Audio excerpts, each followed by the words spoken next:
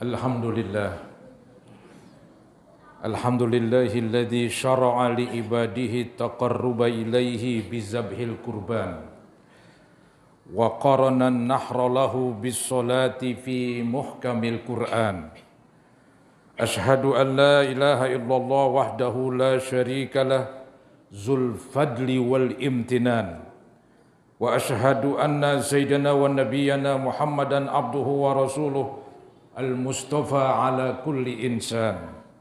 Allahumma salli wa sallim wa barik ala sayyidina wa maulana Muhammad wa ala alihi wa ashabihi wa man tabi'ahum bi ihsan. Amma ba'd. Faya ayyuhal muslimun usikum wa iyaya bi taqwallahi wa ta'atih faqad fazal muttaqun wa khasiral kafirun. Hadirin kaum muslimin rahimakumullah, segenap jamaah Masjid Jami' Husnul Khotimah yang saya muliakan. Semoga kita semua dimuliakan oleh Allah Subhanahu wa taala. Amin ya rabbal alamin.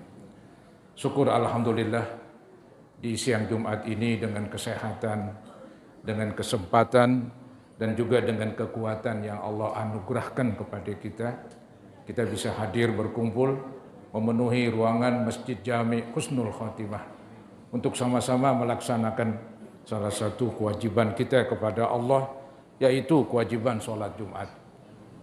Kita mengharap semoga sholat yang nanti kita akan laksanakan dan juga yang telah kita laksanakan dan seluruh amal ibadah kita mudah-mudahan diijabah dan diterima oleh Allah Subhanahu wa taala. Semoga dengan kemurahan Allah diampuni kekurangan, kesalahan dan dosa-dosa kita, dan semoga dengan kemurahan Allah juga dibukakan pintu hati dan pintu ilmu sehingga dengan mudah kita dapat menerima dan menyerap ilmu-ilmu dan petuah-petuah agama. Amin ya mujibas sa'ilin. Hadirin kaum muslimin rahimakumullah. Hari raya Idul Adha tidak lama lagi, ya, lebih kurang 20 hari. Di hari tersebut ada suatu syariat, ya, ada salah satu perintah agama yang selayaknya kita laksanakan setiap tahun. Ya, itulah penyembelihan hewan kurban. Ya. Jangan beranggapan bahwa kalau sudah berkorban tahun kemarin, maka tidak diperintahkan lagi berkorban tahun ini. Tidak, saudara-saudara. Setiap tahun kalau perlu. Ya, bila mana ada kemampuan ekonomi, maka kita diperintahkan untuk menyembelih hewan kurban. Bukankah sholat Idul Adha berulang-ulang kita lakukan? Dulu kita melaksanakan sholat Idul Adha. Ya. Nanti sedikit lagi kita akan ketemu dengan sholat Idul Adha, maka sholat lagi saudara-saudara. Jadi setiap tahun kita ketemu dengan hari raya Idul Adha, setiap tahun kita sholat Idul Adha, maka begitu juga, yaitu penyembelihan hewan kurban. Tahun kemarin telah kita laksanakan, tahun sekarang ada rezeki sembelih lagi, dan seterusnya dan seterusnya. Bukankah ada firman Allah yang berbunyi fasholli li rabbika wanhar. Artinya salatlah untuk Tuhan kamu dan sembelihlah hewan kurban. Kalau salat berulang-ulang, baik salat 5 waktu ataupun salat sunat Idul Adha berulang-ulang, ini kan berkaitan dengan waktu. Setiap datang waktunya, setiap itulah kita disuruh melaksanakannya. Maka saudara-saudara, jangan ada pikiran sudah berkorban tahun kemarin, kemudian tidak berkorban lagi. Ya. Ini Masjid Husnul Khotimah begitu hebat. Ya. Jadi jamaahnya membuat tabungan untuk, ya, menyembelih hewan kurban. Tadi telah diumumkan. Begitu. Jadi setiap tahun. Ini menggambarkan mereka begitu semangat. Ya, mungkin bahasa sekarang antusias begitu. Kalau perlu nabung dari jauh-jauh hari. Ya, kalau perlu saudara-saudara, untuk bisa turut andil menyembelih hewan kurban sekaligus mengagungkan syiar agama, yaitu syiar menyembelih hewan kurban pada hari raya Idul Adha. Saudara, setiap umat ya, itu memang disyariatkan menyembelih hewan kurban. Dulu di masa Nabi Adam itu kurban sudah ada ya. Kemudian diteruskan di masa Nabi Ibrahim dan nabi-nabi yang lain, ya, terus sampai ke bawah sampai Nabi Muhammad Shallallahu Alaihi Wasallam. Ya. Jadi korban ini adalah syariat umum, syariat seluruh para rasul dan para nabi, terhitung dari Nabi Adam sampai Nabi Muhammad Shallallahu Alaihi Wasallam. Karena memang saudara-saudara, kurban ini kan dibutuhkan oleh manusia. Di antaranya ini agar orang-orang yang ekonominya lemah diberikan kesempatan untuk menikmati lezatnya daging. Maka dengan adanya penyembelihan hewan kurban setiap tahun, berarti agama Islam ikut serta memberikan kesempatan kepada orang-orang yang ekonominya lemah, mungkin jarang makan daging, mereka akan makan dari hasil penyembelihan kita. Sehingga ini penyembelihan hewan kurban dijadikanlah syariat internasional. Artinya syariat yang memang Allah tentukan semenjak zaman Nabi Adam sampai Nabi Muhammad Shallallahu Alaihi Wasallam. Saudara, ada kisah yang dimuat di dalam Al-Quran tentang para rasul, para nabi yang mengadakan kurban. Ya. Seperti yang tadi saya katakan Nabi Adam. Ya. Waktu itu Nabi Adam ya, mempunyai anak, diantaranya Qabil dan Habil. Kemudian Qabil dan Habil ini diperintahkan oleh Allah untuk berkorban. Nah ini tepatnya diabadikan dalam surah Al-Maidah ayat 27. Di situ Allah berfirman, "Watlu alaihim naba abnai Adam bil haq."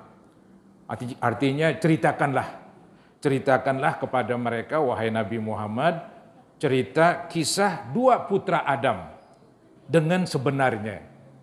Artinya Nabi disuruh sampaikan tentang kisah dua putra Nabi Adam dengan benar, yaitu Qabil dan Habil. Idh qarraba qurbana, ketika keduanya Qabil dan Habil menyerahkan kurban. Maka singkat kata, fatuqubila min ahadihima walam yutaqabbal minal akhar. Maka diterima dari salah satu, tidak diterima dari yang lain. Korban si Qabil tidak diterima karena memang dia anak durhaka, menentang orang tua, bahkan menentang perintah Allah. Gitu. Adapun korban si Habil, dia adalah anak yang berbakti, maka korbannya diterima. Qabil pun marah karena korbannya nggak diterima, ya, maka mengancam. Inilah sifat si Qabil, putra Nabi Adam yang durhaka begitu. Dia mengancam si Habil. Dia merasa bahwa korbannya nggak diterima gara-gara adiknya. Padahal saudara-saudara tidak diterima korbannya karena ulah dia sendiri. Dia tidak menjadi anak yang berbakti. Kemudian tidak ikhlas ketika berkorban. Dia mengancam, qala la aqtulannak. Berkata si Qabil, saya akan bunuh kamu. Nah si Habil tidak melawan. Si Habil berkata, qala innama yataqabbalullahu minal muttaqin. Sesungguhnya yang diterima korban itu dari orang yang bertakwa, dari orang yang ikhlas. Gitu. Itu kisahnya panjang saudara-saudara, tapi yang penting tadi saya telah sampaikan bahwa kisah tentang berkorban dua anak Adam ya, diabadikan dalam Al-Quran memang terjadi benar-benar, bukan hanya cerita fiktif. Tapi itu dengan sebenarnya. Ya. Kemudian dilanjutkan korban ya, di nabi-nabi seterusnya. Nah Al-Quran mencatat yaitu Nabi Ibrahim. Allah perintahkan untuk dijadiin kurban, ya, yaitu putranya Ismail. Ini pun diabadikan dalam Al-Quran. Ya, yaitu saya terangkan dengan singkat ayatnya di dalam surah As-Saffat ayat 102. Allah berfirman, "Falamma balagha ma'ahu sa'ya qala ya bunai." Tatkala Ismail mencapai umur dewasa, ya, maka Nabi Ibrahim berkata, wahai putraku, inni ara fil manami anni adzbahuk. Wahai putraku, sesungguhnya saya mimpi akan menyembelih kamu. Fanzur madza tara. Maka pikirkan, bagaimana pendapat kamu?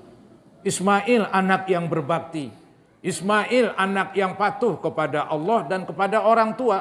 Apa sikapnya? Ketika Nabi Ibrahim mengatakan saya mimpi. Mimpi para nabi adalah wahyu. Mimpi kita tidak, saudara-saudara. Ya. Jadi jangan disamakan antara mimpi kita dengan mimpi para nabi. Nabi Ibrahim mimpi itu wahyu dari Allah Subhanahu wa taala untuk menyembelih putranya Ismail yang disayang. Si Ismail bukan mengelak, bukan menolak, tapi menerimanya dengan lapang dada. Apa dibilang? Qala ya abatif alma tu'mar satajiduni insyaallahu minas sabirin. Wahai Bapak, laksanakan perintah Allah, kelak engkau akan mendapatkan saya menjadi orang yang sabar. Jadi saudara-saudara, sabar artinya menerima. Walaupun pahit ini perintah, mesti menyembelih anak begitu. Tapi si anak malah dia lebih semangat. Dia mendorong orang tua yang bernama Ibrahim untuk laksanakan perintah. Ketika mau dilaksanakan perintah, Allah gantikan dengan seekor kambing yang besar. Nah ini juga diabadikan dalam surah, yaitu As-Saffat ayat 107. Yang berbunyi wapadainahu bidzibhin azim. Maka kami ganti Ismail dengan sembelihan besar. Kambing kibas yang gede. Itulah saudara-saudara. Akhirnya ya Ismail tidak jadi disembelih. Yang disembelih adalah hewan begitu. Ini untuk menggambarkan bagaimana ujian Allah kepada Nabi Ibrahim begitu berat. Tapi Nabi Ibrahim melaksanakan. Putranya juga menerima. Inilah kerjasama antara orang tua dengan putranya. Maka dari itu saya himbau kepada anak-anak yang di sini. Jadilah anak-anak yang berbakti. Jadilah anak-anak seperti Ismail, seperti si Habil. Mereka anak-anak yang berbakti, yang patuh kepada Allah, patuh kepada kedua orang tua. Maka nanti keberkahan akan kembali kepada anak-anak semuanya. Begitu saudara-saudara. Ya. Kemudian kalau di masa Nabi, itu ada perintah Allah yang tadi saya bacakan, washolli li rabbika wanhar. Wahai Nabi, solatlah untuk Tuhan kamu, baik solat 5 waktukah atau solat Idul Adha, solatlah ikhlas karena Allah. Kemudian wanhar, sembelihlah hewan kurban. Jadi saudara-saudara, penyembelihan hewan kurban memang ada turun temurun. Ya. Ini kalau saya bacakan semuanya, mengkisahkan tentang masalah kurban, ini nggak layak saudara-saudara. Nah, zaman sekarang ya ada korban online. Korban online saudara-saudara ya. Jadi misalnya ini di Tokopedia ya. Kita buka di situ, kita tulis korban, maka keluarlah korban online ya. Korban online ini ya dihargakan misalnya ya sekian juta begitu. Nanti kita kirim uangnya. Maka penyelenggara akan kirim korban tersebut ke tempat-tempat khusus yang telah ditentukan dan disampaikan di situ. Misalnya korban Anda akan diserahkan ke pesantren-pesantren misalnya.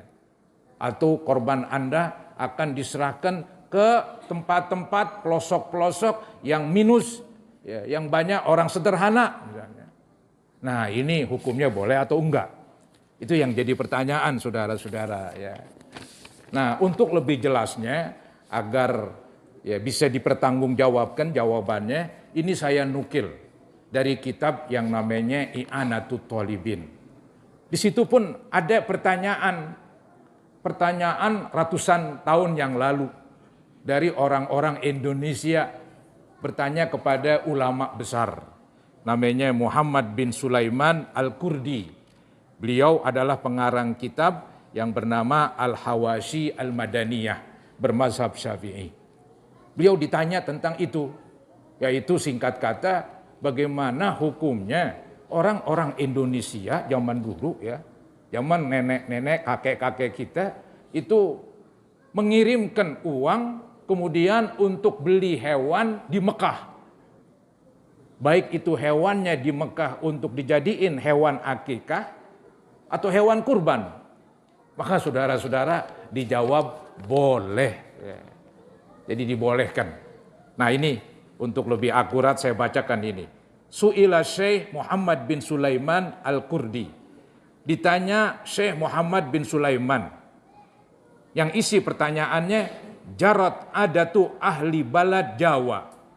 Artinya telah menjadi kebiasaan penduduk Jawa. Ini penduduk Jawa adalah penduduk Indonesia maksudnya. Jadi orang-orang Arab zaman dulu mengenal negara Indonesia dengan sebutan Jawa. Gitu ya. Ala tauqili man yashtari lahum an-na'am. Kebiasaan orang Jawa, dia mewakilkan orang yang di Mekah untuk membeli hewan. Ya. Lil akikah awil udhiyah. Baik itu hewan untuk akikah ataupun untuk korban. Wa yazbahuhu bi Makkah. Kemudian disembelih di kota Mekah katanya.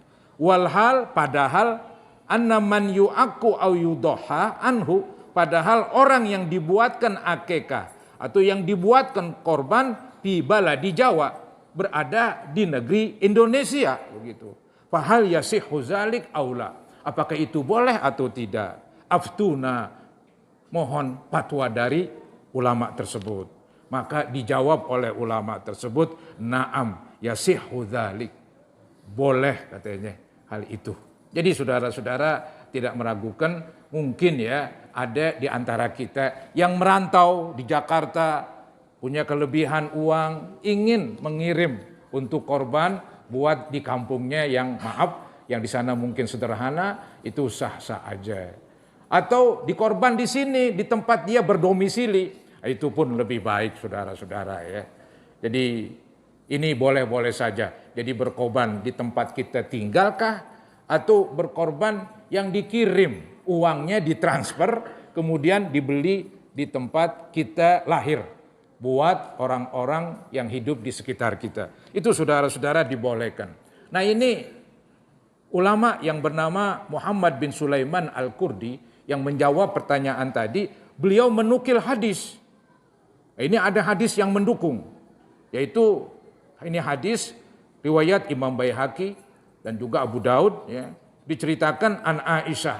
Ada hadis dari Aisyah, qalat, berkata Aisyah, ana fataltu qalaida hadin Nabi sallallahu alaihi wasallam biyadayya. Kata Aisyah, saya membuat kalung. Jadi zaman dulu itu udah kebiasaan orang Arab, hewan-hewan kurban, hewan-hewan yang disembelih di Mekah, datang dari sekitar Mekah, dari Madinah, itu dibuatin kalung. Biar ketahuan bahwa ini hewan buat disembelih di Mekah. Dan supaya satu orang pun nggak berani mengganggu hewan tersebut. Dibuatlah oleh Aisyah korban Nabi, yaitu kalung. Ya. Setelah dibuatkan kalung oleh Aisyah, maka diserahkan kepada Nabi. Maka Nabi mengalungkan kalung tersebut pada korbannya. Tsumma qalladaha Rasulullah sallallahu alaihi wasallam. Setelah dikalungkan, tsumma ba'atsa biha ma'a Abi Bakar fi sanatis tasi'ah. Kemudian Nabi serahkan kepada Abu Bakar. Waktu itu Abu Bakar akan berangkat ke Mekah. Maka diserahkan kepada Abu Bakar untuk disembelih di Mekah. Padahal Nabi Muhammad di Madinah. Nah ini kan menunjukkan bahwa korban seseorang yang berada di suatu tempat boleh dikirim ke tempat yang lain. Jadi saudara-saudara, itu jawaban tentang korban online. Ya mudah-mudahan apa yang saya sampaikan ini bermanfaat bagi kita sekalian. Semoga Allah Subhanahu wa taala memberi rezeki kepada kita yang banyak, yang halal, untuk kita pergunakan beribadah kepada Allah Subhanahu wa taala, termasuk berkorban. Amin ya rabbal alamin. A'udzubillahi minasyaitonir rajim. Bismillahirrahmanirrahim. Inna a'tainakal kautsar fasholli li rabbika wanhar. Inna syani'aka huwal abtar. Barakallahu li wa lakum fil Qur'anil azim wa nafa'ani wa iyyakum bima fihi minal ayati wazikril hakim. Wa taqabbala minni wa minkum tilawatah innahu huwas samiul alim. Aqulu qawli hadza wa astaghfirullah li wa lakum wa liwalidayya wa liwalidikum wa li jami'il muslimina wal muslimat wal mu'minina wal mu'minat fastaghfiruhu innahu huwal ghafurur rahim.